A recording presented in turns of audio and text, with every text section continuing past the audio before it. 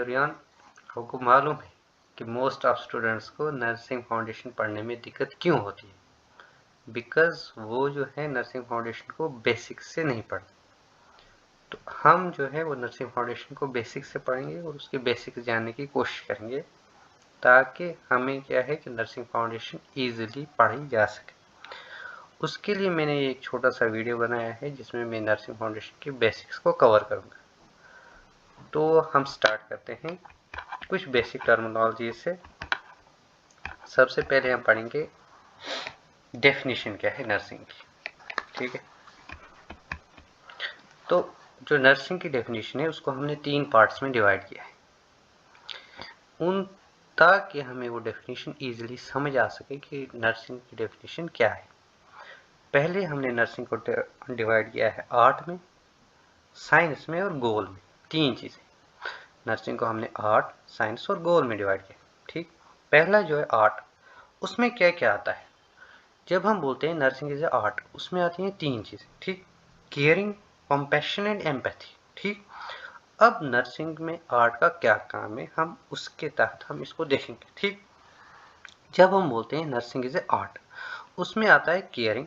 Caring यानी caring आता क्या है? केयरिंग में आता क्या है? एक पेशेंट को हम देते हैं फिजिकल केयर, इमोशनल सपोर्ट और साइकोलॉजिकल सपोर्ट, वो आता है केयरिंग में, ठीक। उसके बाद आता है कंपैशन। कंपैशन में क्या होता है कि नर्सिंग जो है वो शो करती है काइंडनेस। कंपैशन का मतलब होता है काइंडनेस, लाइक जो पेन सफर कर रहा है उसके लिए काइंडनेस, नर्स के अंदर काइंडनेस होनी चाहिए। और एम्पैथी क्या होता है कि फील करना, एक पेशेंट के पेन को फील करना, ठीक। ये क्या है? एक आर्ट है, ये सबको नहीं आता है, ठीक। फिर आता है nursing is a science. Science क्यों हम बोलते हैं? क्योंकि इसमें जो एविडेंस बेस्ड नॉलेज होती है, ठीक, या स्किल्स मींस जो भी नॉलेज होती है वो रिसर्च करके होती है, इसलिए हम इसको एक साइंस के अंदर लेते हैं, ठीक। फिर होता है गोल। क्या होता है नर्सिंग का? नर्सिंग का गोल होती है कि प्रमोट करे हेल्थ को, ठीक है, हेल्थ को प्रमोट करे। और ये है डेफिनेशन ऑफ नर्सिंग की, ठीक। इससे इन तीनों को मिलाकर नर्सिंग की डेफिनेशन बनती है।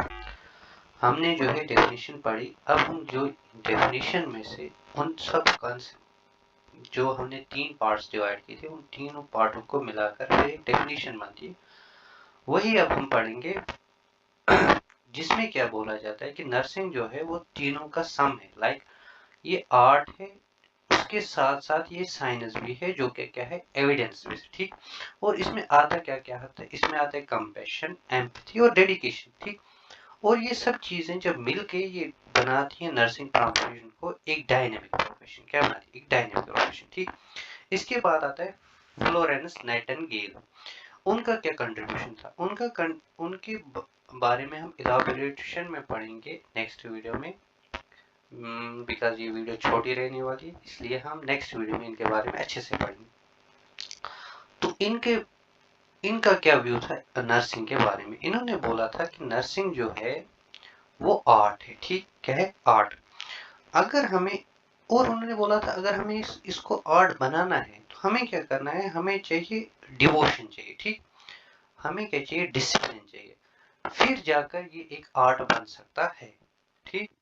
इसके बाद आता है 5 की रोल्स ऑफ नर्स। ये जो है ना 5 की रोल्स ऑफ नर्स, ये आप किसी भी क्वेश्चन में लिख सकते हो, जहां पे भी रोल ऑफ नर्स आपको आएगा, चाहे वो आपको साइकोलॉजी में आए, सोशियोलॉजी में आए, या आपको नर्सिंग फाउंडेशन में आए, तो आप वहां पर ये रोल ऑफ नर्स लिख सकते हो। ये मैंने चुन के निकाले हैं 5 रोल्स जो आप किसी भी जगह यूज कर सकते हो, ठीक। इसमें ऑफ नर्स जो है उसमें आता है पहला केयर गिवर्स, ठीक। नर्सेस को क्या है? जो केयर गिवर्स का मतलब क्या है कि नर्स जो है वो डायरेक्ट सपोर्ट प्रोवाइड करती है एक पेशेंट को, ठीक। वो आता है केयर गिवर्स के अंदर, ठीक। दूसरा आता है नर्सिंग एज एन एजुकेटर। जो नर्सेस है वो क्या करती है? प्रमोट करती है हेल्थ को, ठीक। वो क्या जाती है? वो करती है कम्युनिटी, वो जाती है रूरल एरियाज में, वहां पर वो क्या करती है? लोगों को एजुकेट करती है अबाउट डिजीज कंडीशनिंग वगैरह वगैरह इनके लिए। तो नर्सिंग क्या है? एज ए एजुकेटर, उनका रोल क्या है? एज ए एजुकेटर, ठीक। फिर आता है कम्युनिकेटर। नर्स जो है वो मैक्सिमम टाइम स्पेंड करती है एक पेशेंट के साथ, उनकी फैमिली के साथ। तो उनका रोल क्या है, कम्युनिकेटर, ठीक। वो क्या करती है, उनको साइकोलॉजिकल सपोर्ट प्रोवाइड करती है उस वक्त, ठीक। उसके बाद आता है नर्सिंग एज एन एडवोकेट्स, ठीक।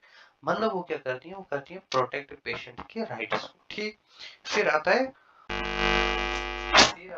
उसके बाद मैनेजर्स ऑफ केयर, मतलब वो क्या करती है, वो करती है कोऑर्डिनेशन एंड डेडिकेशन के साथ इफेक्टिवली प्रोवाइड करती है वो पेशेंट के आउटकम्स को, मतलब उसकी वेलनेस की तरफ उसको ले जाती है, ठीक।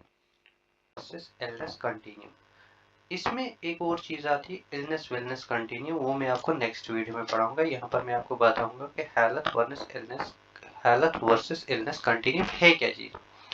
हेल्थ जो है ना, वो एक डायनेमिक स्टेट है।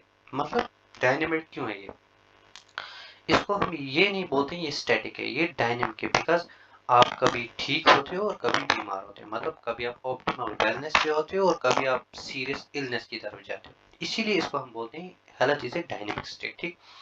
तो WHO ने इसके लिए हेल्थ के लिए डेफिनेशन दी है। उन्होंने बोला है कि हेल्थ जो है वो इंक्लूड करती है physical, mental and social wellbeing of person, ठीक। उन्होंने ये बोला है साथ में कि हेल्थ इतना ही नहीं है कि एक इंसान के अंदर डिजीज का एब्सेंस होना, ठीक। उन्होंने बोला है कि एक पर्सन जो है वो physically, mentally and socially fit होना चाहिए, ठीक। और इलनेस क्या है कि अगर कोई भी इनमें से फिजिकल, मेंटल या सोशल एस्पेक्ट में से एक पर्सन के अंदर डिसफंक्शनिंग आ जाए, डिसरप्ट हो जाए उसकी फंक्शनिंग, तो उसको हम क्या बोलते हैं, इलनेस, ठीक।